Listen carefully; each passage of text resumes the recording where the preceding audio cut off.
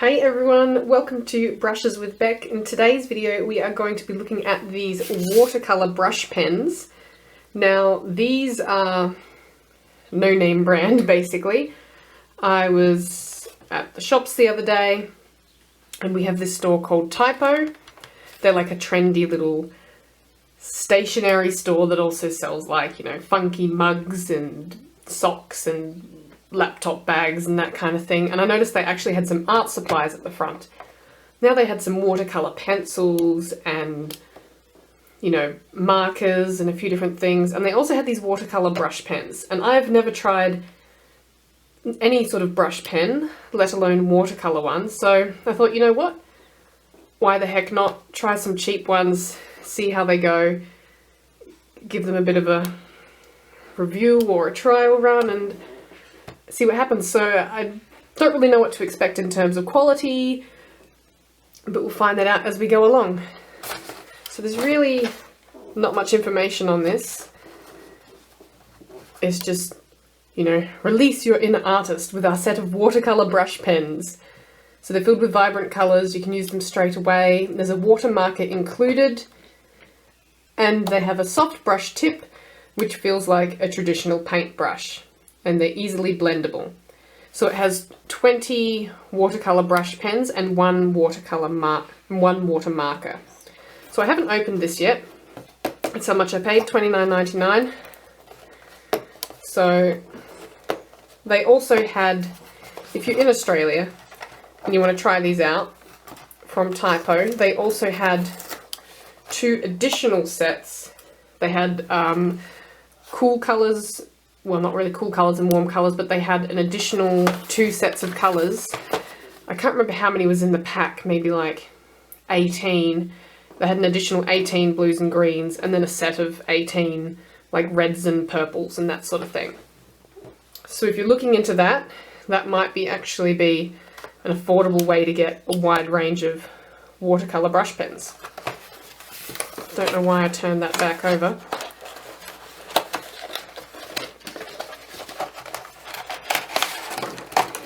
Ooh, here we go. All right.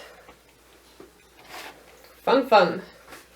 So, let's pick one of these up. If I can get it out. It just says Artist Collection Watercolor Brush Pen Typo, which is the store brand. There is no color listed or number for the color. It's just you look at it and that's the colour that it is. And quite soft.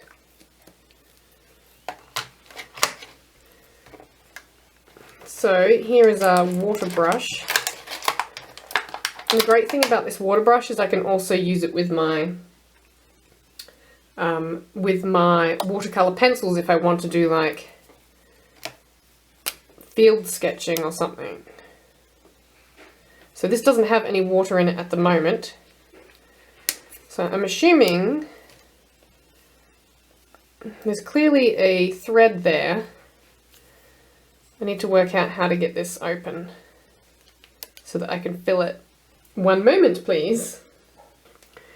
This is definitely the line where it's supposed to like unscrew, but it's very tight and I'm having trouble. Oh, you know what?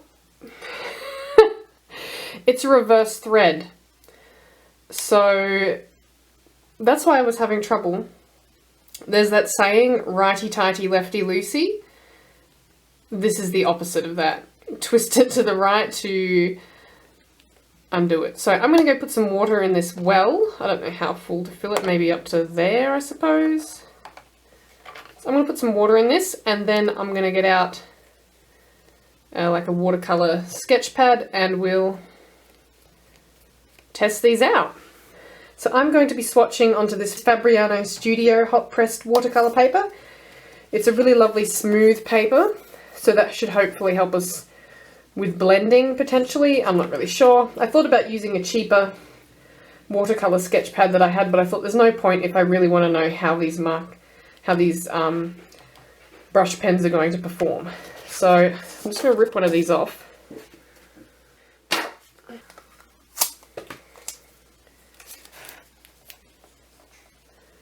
Just going to tape that so that I don't shift it around too much. Cat fur everywhere, sorry about that. Okay, so, oops, don't accidentally unscrew your, see this is, okay, so I need to squeeze it to get water into this. See how there's water coming out there now?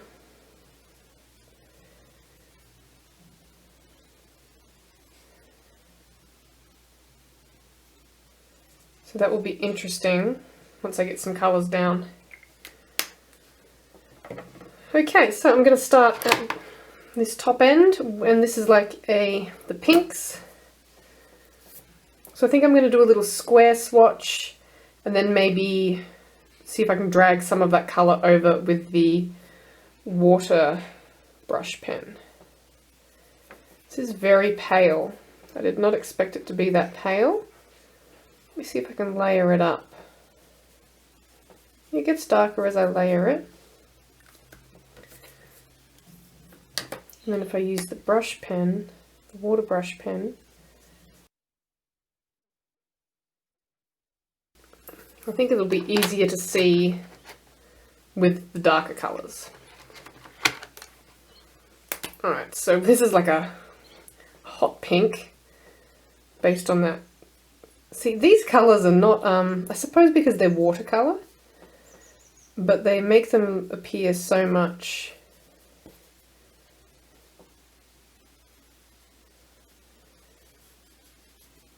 darker than what they actually are. But I suppose if you built up those layers, it's actually quite a rich colour. It's not the vivid pink it's got on there.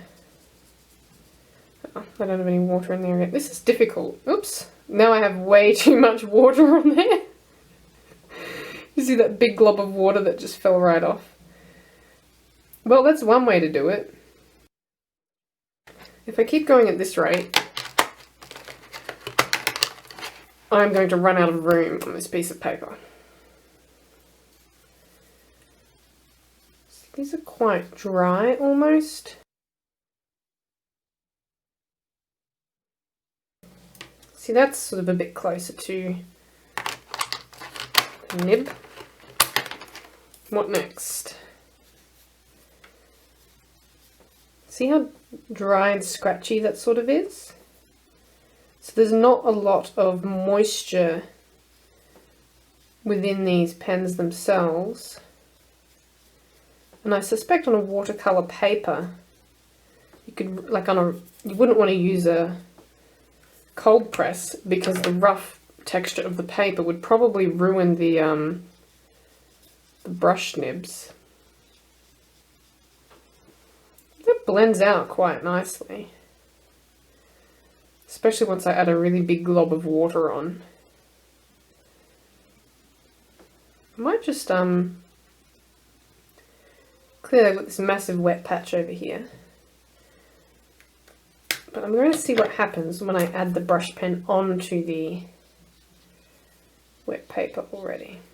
Okay, so my coloured pen is just absorbing that water. And it's not laying any pigment down when I do that. So it's like, well, it is, but the more I do this, the less it does. You can see how the nib gets more pale. It's because it's absorbing the water and not laying the pigment down. So that's not really going to work unless you're just adding like a fleck. Like a little dark spot or something.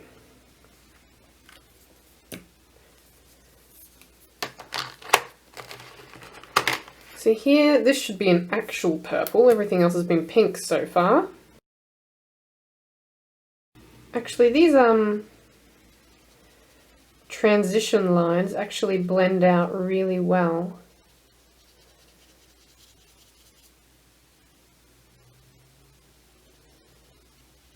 A little bit of scrubbing with the water brush pen, and they come up quite clean. This is the first of our reds. and they're really dry. As I start using them, if I use them like that, they're quite good, but if I press like this, that's when it's scratchy. So this is actually a really nice red, very rich colour. That has blended out really nicely.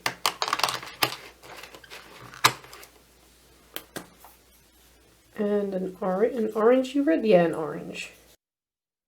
Oh, don't unscrew the barrel of the water brush or I will end up with water everywhere. Alright, another orange. This looks more like a lighter orange. I thought it was going to be slightly neon orange. What happens if I layer that up? A little bit darker. Oh, that goes quite yellow when I add the water to that.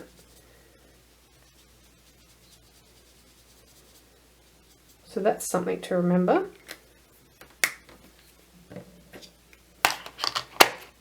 Look how this one went quite pink once I added the water, like a neon-y pink.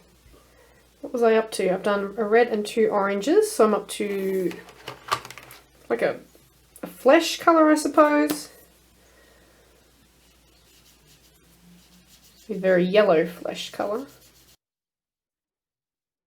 I've noticed if I get a drop of water on this water brush pen that's too much, if I tip it back the other way, it will get absorbed back into the reservoir.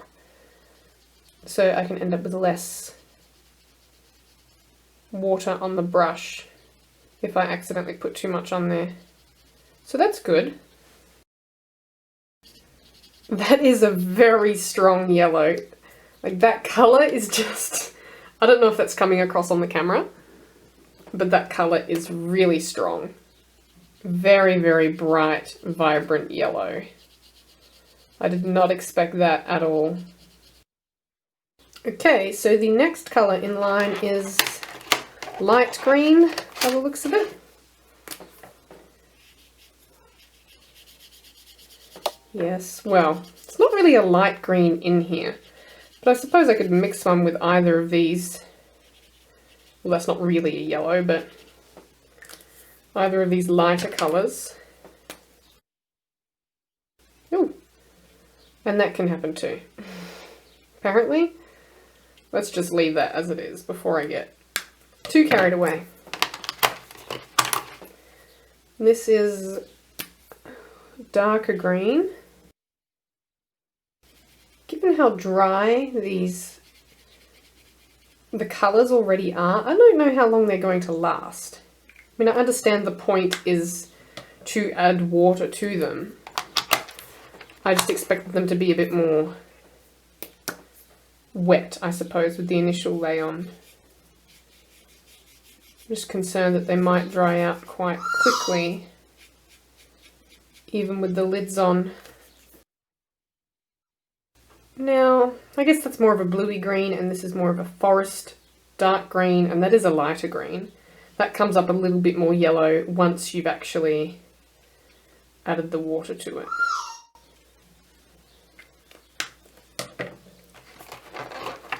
Okay, the first of the blues is next. This reminds me of like a smoke blue. Great blue for shadows. That's going to be a fantastic blue for shadows. I love that.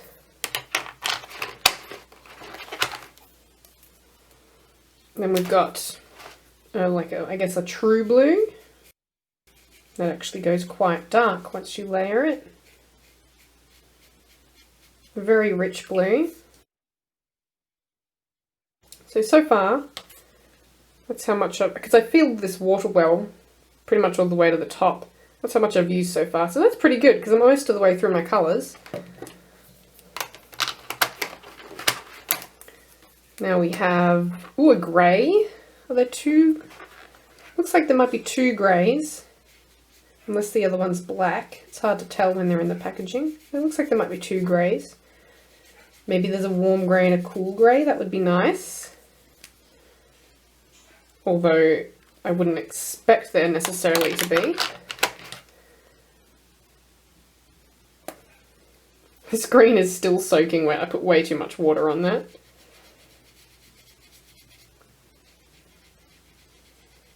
I feel like I'm just going to be scrubbing this water brush. I'm going to be scrubbing the nib, and it's so much that it's going to get damaged. Then we have this other grey. Let's put that, it's not much room, but I'm going to put that over here.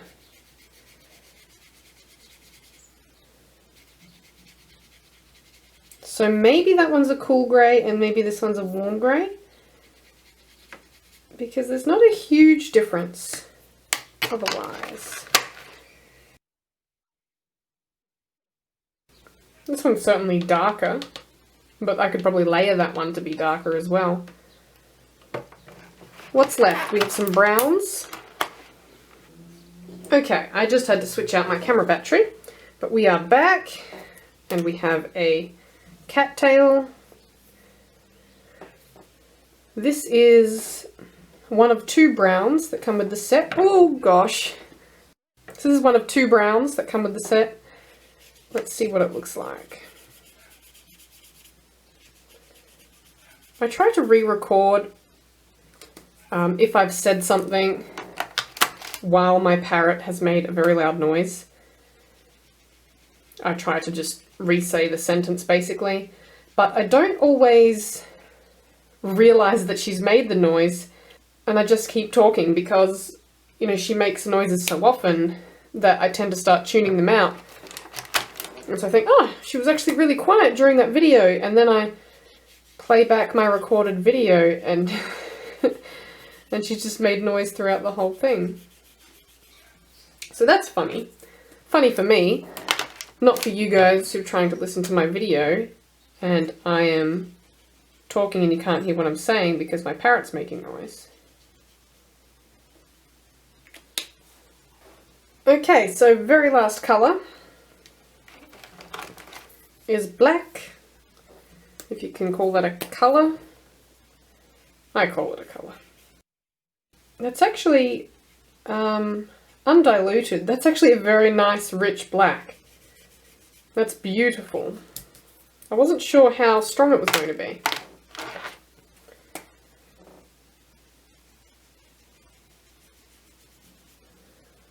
Ooh. This is going to be fun. I can already tell. I have no idea what I'm going to create a piece of them with them. Words. I have no idea what kind of piece I'm going to create with them, but I think this is going to be a lot of fun. These colours are much more vibrant than I was expecting, and I don't know that I'll really use this pink very much. Maybe this one, because it's a slightly more, it's still bright, but it's not so much a hot pink, it's like a, I don't know, flamingo pink or something. That one's very pale. It's turned out quite pale. That yellow is still very vivid. So there's an interesting range of colours, and I'm going to have to find something to draw where I can do a finished piece for that. And hopefully add that at the end of this video. If not, it'll be a separate video, but it would be nice to include it in this video. So this is the Typo Shop Artist's Watercolour Brush Pens. Set of 20, and that is that 20 colours? Yes, that's 20 colours. I keep saying brush so many times that I just said brush. Plus the water brush pen. So that's actually quite a good set. It cost me $29.99, so basically 30 bucks. That's Australian dollars. I'm sure that you could probably get similar or equivalent products. I actually haven't looked up prices of water brush pens at all. So I don't know if I got scammed for too much on a cheap set or if that's about the equivalent price of a cheap set. But I thought, you know what? They're right there. It's great fun to try new supplies. I thought, you know, this is going to be a really great way for me to potentially even use these on the go. Like if I go to the zoo and I want to add some colour to something, I might be able to use these while I'm there. These browns are both very similar. This one's slightly more yellow, but I'm disappointed there's not sort of like an ochre, I think, or something like that. Like maybe if I mixed, here we go, let's try mixing something. I can't get these out of the packet, there we go. I'm going to lay down, this is all water here. Actually no, that's not going to work. Let's try down here. So this was this colour up here. I guess it's like a sandy tone. And then if I mix the dark brown lightly over the top, just a little bit. I probably used too much of the dark brown actually, to make a medium tone brown. And this could be done in layers as well, I'm sure. Because let me just test something on one of these more vibrant colours, because this is dry over here now. So I want to see if I can, oh I can, it reactivates even once it's dry.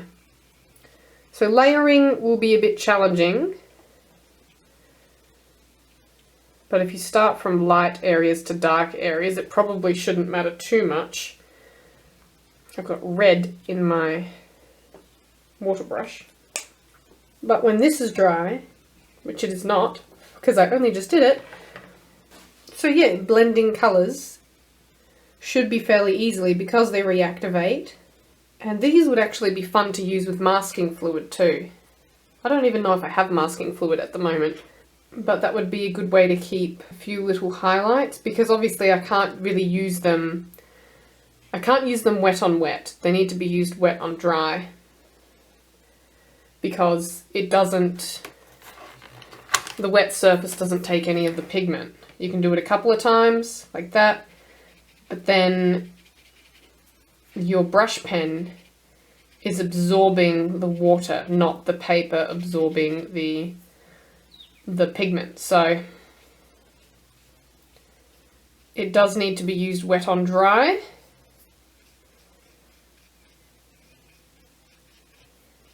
Which means that if you also put down quite a lot of colour, although that's a way to dilute the colour, absorb a bit of water in your brush pen itself, and then use that, because that's gone lighter than it originally was, because I think that's this one here. So yeah, you would need to use these wet on dry, unless you did really just want the slightest hint of colour, which you may do in some areas. But to do blending and washes, you need to do the brush pen first onto dry paper and then use the water brush to blend it out. But the pigment carries quite well, especially, I mean, this one has changed colour. It's gone from more of a purple to a pink, but the pigment has carried a long way. The same with here.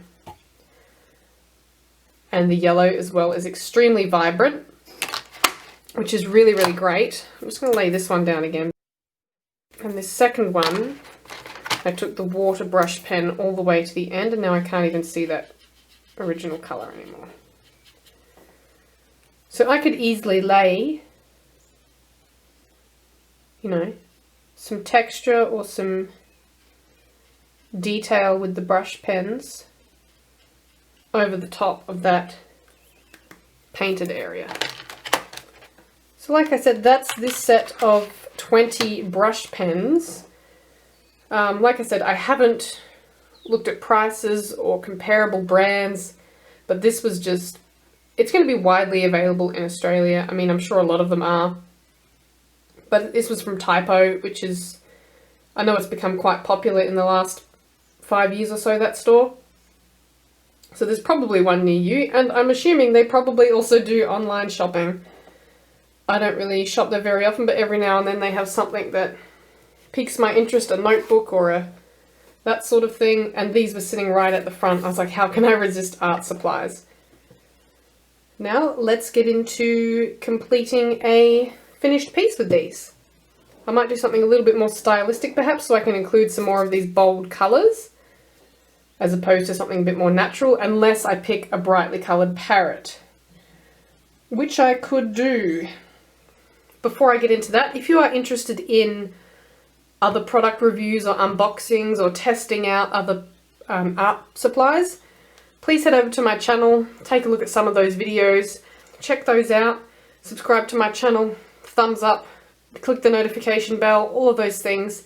I really, really appreciate every single like, comment, watch, subscription, all of that sort of thing. Makes a huge difference. So stick around and I'll get started on that coloured piece. Okay, so I have just quickly sketched something out.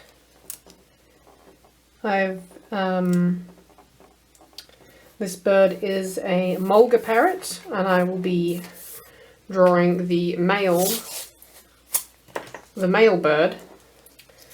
Mulga parrot male and females are sexually dimorphic, meaning they look different, basically. The females are a bit more mottled brown with a few pops of colour. And the males are, hang on, I'll show you mine. I just pulled out a little photo album. So this is the male mulga parrot, I say as the light reflects on it. And this is the female. So she's a mottled brown with pale green belly and a few pops of red and yellow. But the male's like this vivid, metallic, greeny blue. So that will be interesting. So I'm going to try and capture some of that colour in this piece, because we have some pretty bright colours. Here's my colour swatch. So I'm thinking of doing the background first, I think. And then, because it'll make it easier to just go in and capture the edges of the parrot more neatly.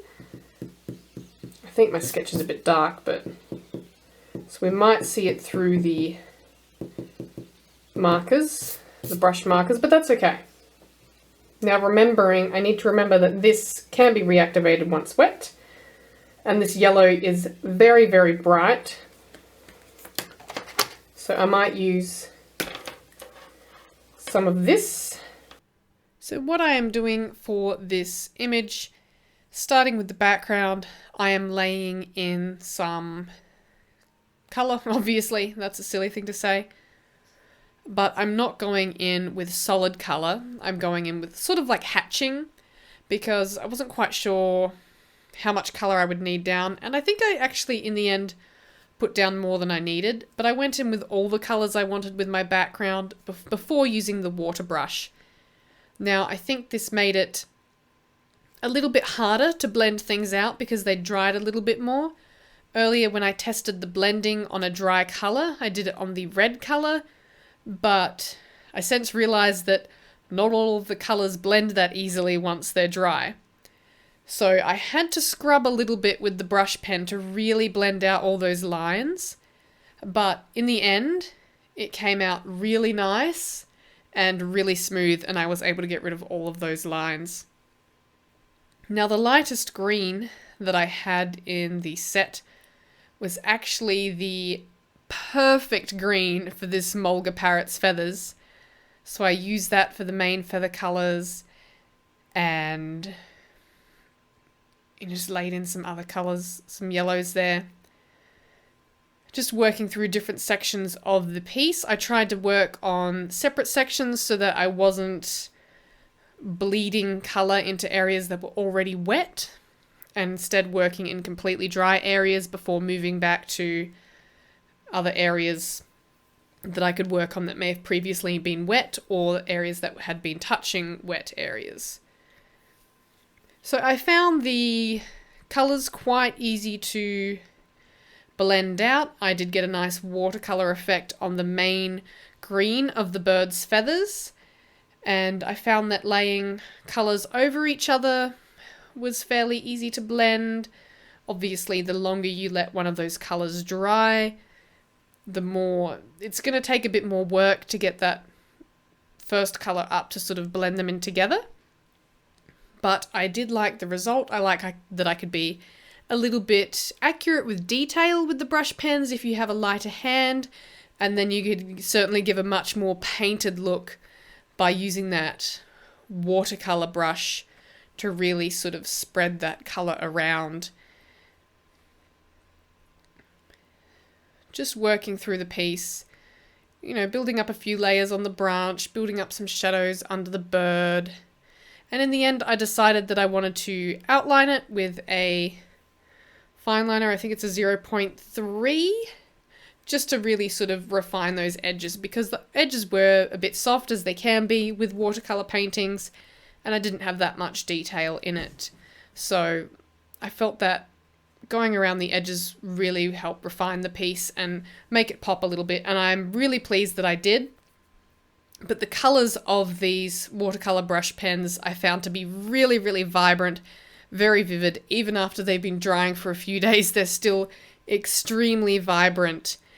And I'm certainly going to be using these again because they were a lot of fun to use, very easy to use, and like I said, the vibrant colors, they just can't be beaten. Now, I doubt that these are light fast because they don't say that they are, so they haven't been tested whether they are, and I bought them, you know, cheap.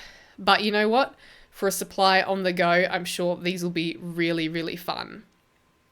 So there you have it. This is a male mulga parrot with watercolor brush pens. First time I've used them. I had a really great time using them. I hope you enjoyed this video. Please leave a like, give it a comment, subscribe to my channel, and I'll see you next time for another video. Thanks again, and stay creative.